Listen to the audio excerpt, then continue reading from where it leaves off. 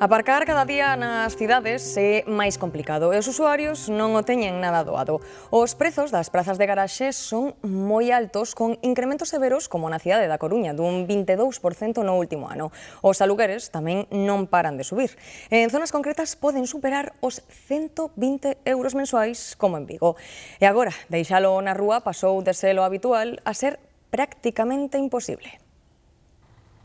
Os novos modelos urbanos de mobilidade que aposta polos peóns e os vehículos sostibles están desplazando o vehículo privado, que cada vez conta con menos sitio onde estacionar. É que non hai sitio, aparcamos onde podemos. Mal, moi mal. Aquí se non tes plaza de aparcamiento. Pero que a suba do prezo da vivenda tamén está contaxiando o das prazas de garaxe que nos últimos anos non paran de subir de valor. Segundo os informes de Fotocasa, Galicia está entre as 7 comunidades co prezo medio máis caro para comprar unha praza de garaxe, e a Coruña figura como a cidade en que máis encareceu o seu custo, cunha suba do 20% no último ano e medio. Nunha cidade a media pode estar entre 100 e 150 euros a praza de garaxe de aluguer.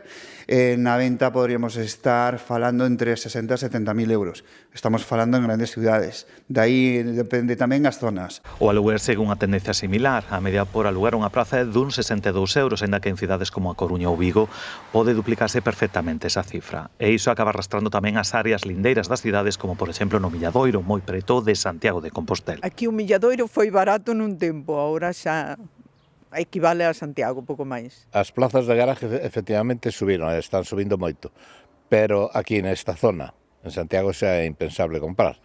As alternativas non son doadas para os usuarios. Prescindir do coche e andar nos autobuses. O mellor creo que entre torno un ano, 2 anos non veremos unha baixada de prezos, porque a xente aínda sigue tendo esa necesidade, e mentras non cubramos esas necesidades, os precios irán á alza.